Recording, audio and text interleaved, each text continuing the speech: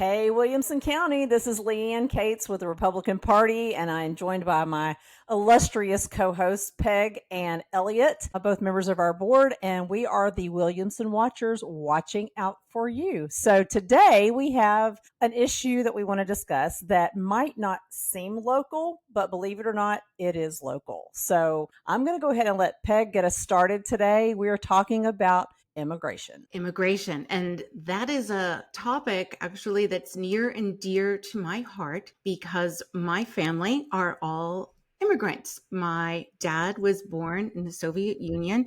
He came over here with his entire family. So my grandparents, aunt and uncles, and extended family, they all came to the United States legally. And that is what I would like to differentiate because I think as Americans, we all agree with immigration because we are a nation of immigrants, right? That's always the tagline. So what I'd like to sort of talk about today is what happens when we're inundated with illegal immigrants and how does that affect us locally?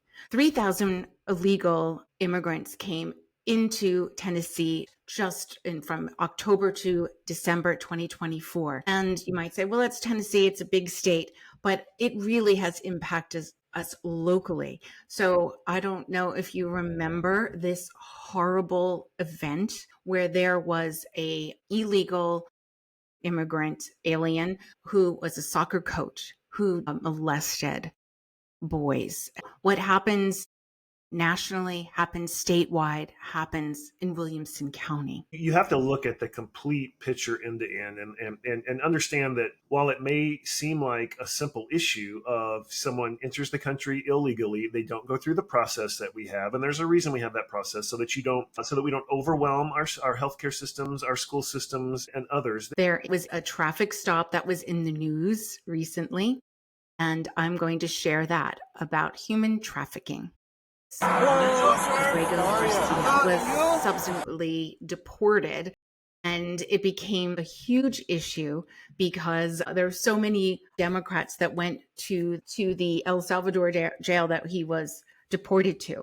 But that happened in Tennessee, that traffic stop. Recently, the governor just signed an anti-human trafficking bill that this would be impacted by. So do you have any thoughts about the trafficking situation in Tennessee? Because this has been an ongoing issue. And what's happening is that they come over into the country and then they're moved throughout the states. Well, I know that the human trafficking issue has been an issue for years. And over the years, Nashville has actually become one of the top locations. There's a monetary aspect of the illegal immigration, just like there is trafficking. And so if you're a single focused voter or a single issue person, one of the things we want to do on the podcast is help people to understand that issues aren't simple. No issue is simple. And so you've got to look end to end in terms of, well, why did the Biden administration allow anyone to come into this country unchecked? There could be a million reasons. Maybe it was because he wanted more voters and different things, or cheap labor or whatever the perception might be. But if you actually look at trafficking, well, there's a revenue model behind it, unfortunately. And a lot of these folks take advantage of that. And some of them are illegal, but some of them are definitely local. I know in Williamson County has been said many times that it's kind of a hub in the area for this. Well, why is that? That was a statistic before we had all of the illegal immigration, issues that we're having now. So when we're looking at legislation, when we're looking at electing sheriffs and mayors of cities and counties, we've got to look and dig deep into these issues. Yes, there's economic development, there's infrastructure, roads and such, but this is one as well. Where do you stand on what's your definition of, illegal immigration? And again, there is a very well-defined process. People go through it. They're very excited. They go, then they swear allegiance, and they become a citizen. There is a process to go through. And so you need to follow that process because it looks at the background checks. It looks at all these different things. And then if you're going to be, a criminal when you come in and do that, well, you need to be deported. You need to be prosecuted accordingly. So my focus would be, let's look at the entire issue end to end. When we think we have a win, some of the legislation may just be a simple register. Well, so that some politician can say we passed illegal immigration reform. Well, no, you didn't. You passed something so that, you could get the folks on a surface level to think you did something. And that's all I would say is we need to dig into these issues. And that's what our goal is. And yes. encourage our voters to dig into the issue and not just take a flyer or surface level email that they get and think, oh, great, my representative is really, they're really fighting against illegal immigration. Well, are they or aren't they? And so I just encourage you to do the research. Right, I agree. So, I know, Leigh Ann, you might be remembering this post from our Facebook. The Brentwood police talk about what makes a difference is the local sheriffs, you're right, and police chiefs. And I heard about this story from a friend who said, listen, they're robbing houses in Brentwood. You better take anything of value out of your bedroom because they're going during the day and that's what's happening. But Brentwood, total win for the win. And so I just wanted to share this about Brentwood police having like this massive investigation. That was actually a very organized group that was hitting these houses in Brentwood. And when they were spotted, they were dressed in all kinds of gear, completely covered from head to toe, completely invisible of sorts. And it was a very organized operation. So, these are not just your penny ante thieves. These are people that are up to no good.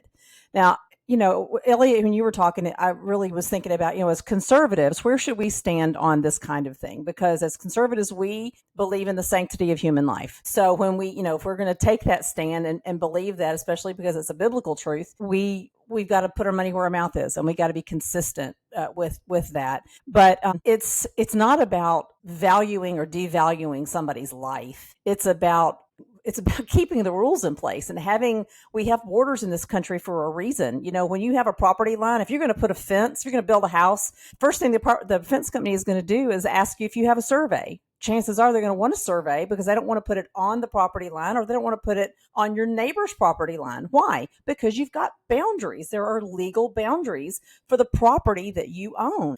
Our laws are all work around the idea of boundaries. So boundaries and borders are a good thing. I'm glad that you brought up the Christian element of it, because those people who are for unchecked immigration or the rights of immigrants often cite a Christian, a biblical view. How do you think that people might look at that in two ways? Like you were saying, there's like a complex issue. So from a Christian perspective, people are being trafficked and they have to pay and they're coming in, and it's not without harm because there's children and women. And so what do you think the counter argument to people who say it's a Christian duty to welcome people from other places and that we're always should be welcoming? What do you think about that, Elliott and Leigh Ann? Okay. Both of you. Okay. Well, I was just going to say, both of you. I actually had an exchange with somebody. It was a very unkind exchange on their part, but I kept taking my lumps and trying to speak truth.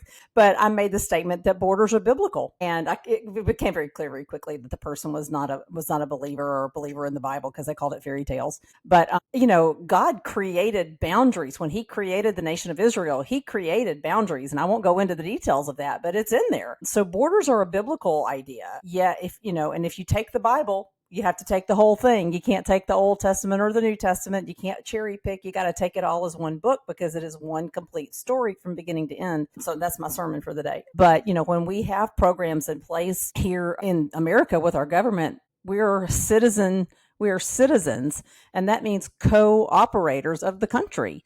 Okay, Elliott, what about you? What do you think about? It's a hot button issue when you get into the biblical perspective and you get into small groups and churches and different things and you're discussing it. We've had many different perspectives on it, but you're right. We have our God. He's a God He creates order. It's very specific in many different areas, and He talks to us about obeying the laws of the land as long as they don't contradict Scripture. And so you do have to have these guidelines in place, and it's in many different areas. You say, there's gray areas, can be gray areas in Scripture as well, but you can't. He tells us not to take advantage of those, or not to use them just to create chaos or to create a sin, if you will.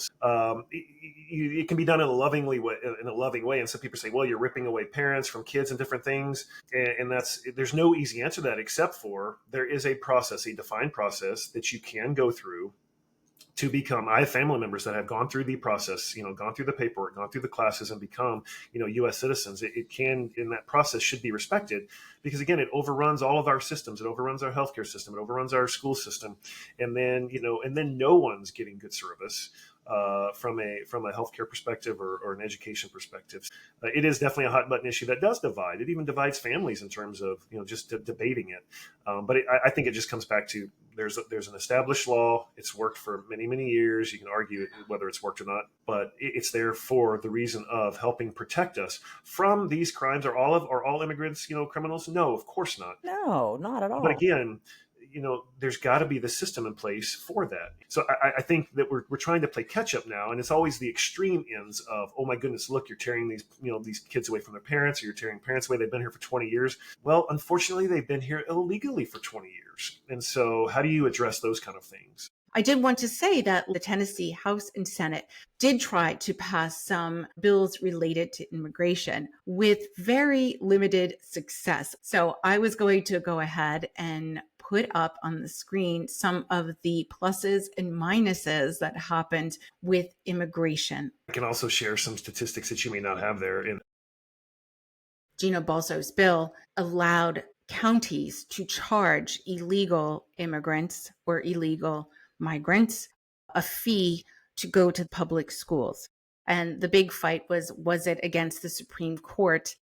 He was going to define what a citizen of Tennessee was, and they all failed. The school, what defines a citizen of Tennessee, and also by Todd Warner and Senator Joey Hensley about detainers. They would have to detain them and then transport them to sanctuary cities. So a lot of the immigration bills absolutely failed miserably in the latest House and Senate in Tennessee. What say you about that? And you had something to add to that, Elliott. Yeah, I mean, speaking of Representative Warner, I mean, he shared back, late last year, so this was in December of last year, he shared that in Williamson County alone, over 1/3 of the criminal cases running through the courts are due to illegal immigrants. And that's, so you talk about, that's here in Williamson County. And so again, kudos to the law enforcement for tracking those folks down. But that's, a burden. Who's paying for those legal services? Who's paying for the jail space and everything? I mean, we are as taxpayers, and that's all, and those are all illegal. So you talk about, that's where I say end to end, looking at the whole picture. It's not a simple issue, and most issues aren't.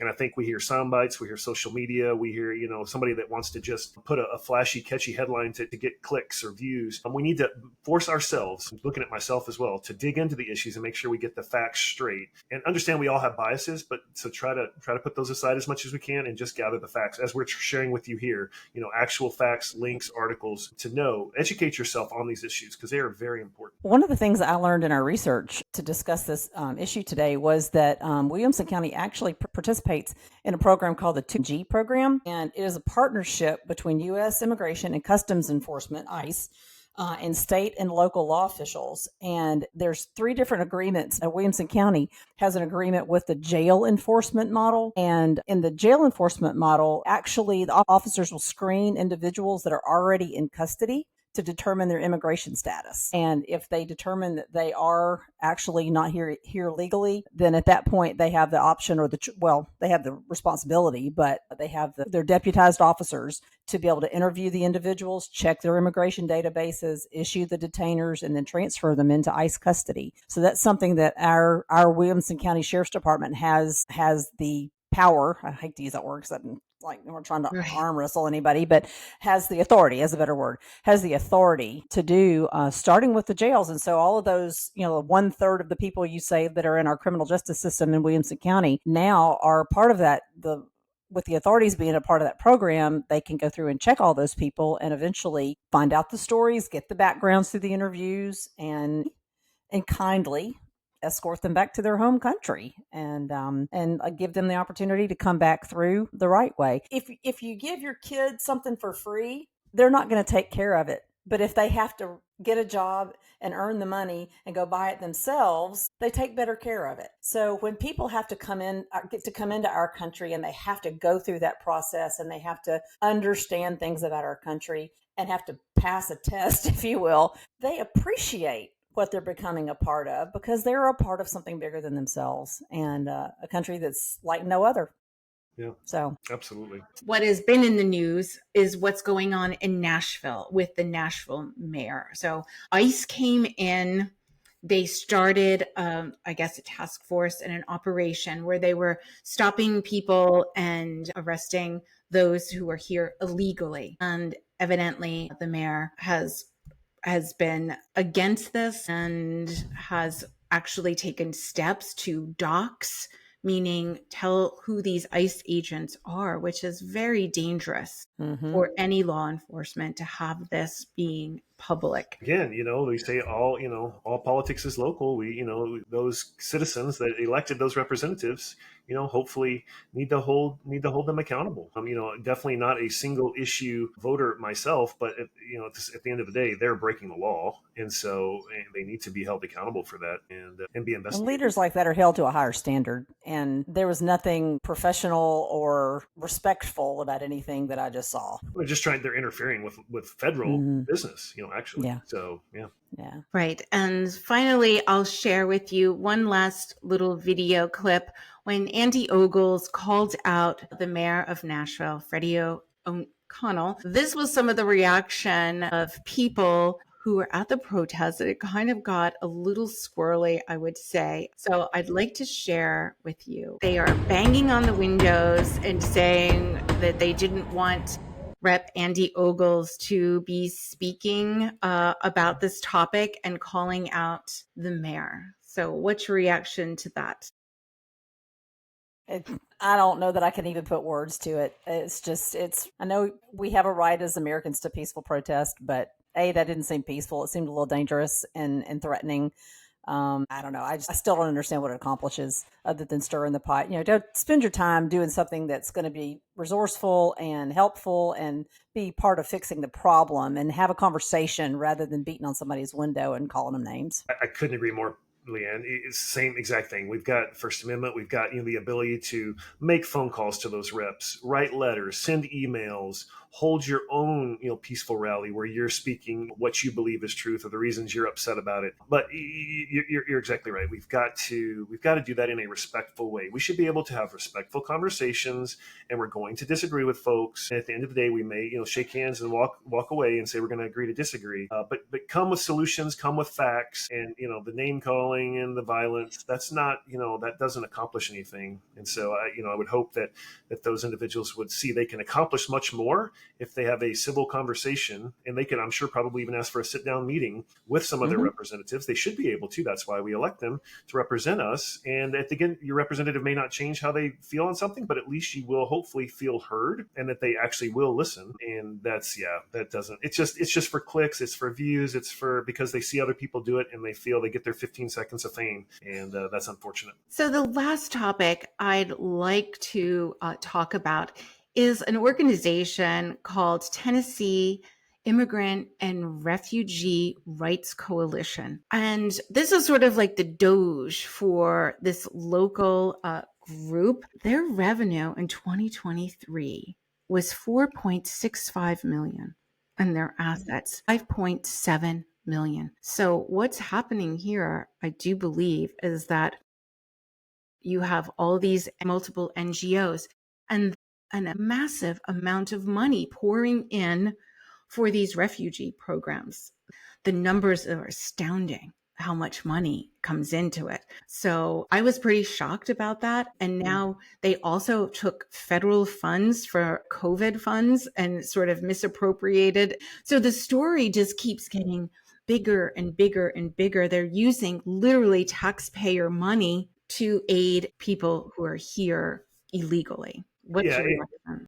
this is, again, it goes to a lot. I think I say it's somewhat like COVID in terms of a lot of us were like, things are okay. That doesn't affect me personally. So I'm not going to dig in. I don't have time for the details, or I don't have time to get involved. But I think about even like all the uninsured motorists that are there are a lot of the illegals that are having wrecks now, and then, making your insurance go up. I mean, it absolutely has a personal impact. And so we need folks to dig into these issues, just like you've done and shared with us the actual facts of what's going on end to end. Why is taxpayer money going to these illegals and to organizations to help them? Because it has devastating impacts for the local community in so many ways. Well, and if you are a single issue voter, I think you've used that term, and so hopefully I'm using it in the same light that you are. You know what? Bring it back local. But if we can control what we do with our own money and give it to places that we can vet, that have a proven record of missions of going and helping the poor and the needy and the alien, as the Bible calls them, and the stranger.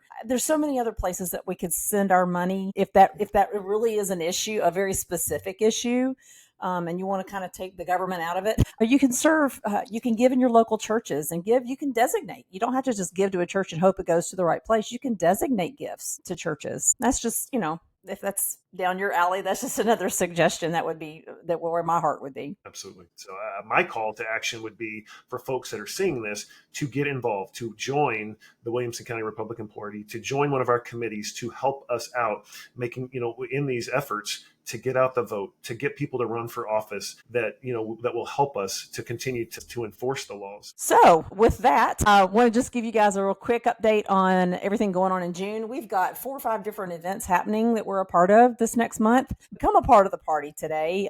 It can be a $50 individual gift. It can be a $500 Chairman's Circle member with extra benefits. And if you want to be an angel donor, angel investor, we've got other ways that you can give and be a part of things and promote a local business. Or like I said, if you just want to be an angel investor and a silent partner, we're happy to have you as well. So thank you for all that you do for our county, and we will see you again next week.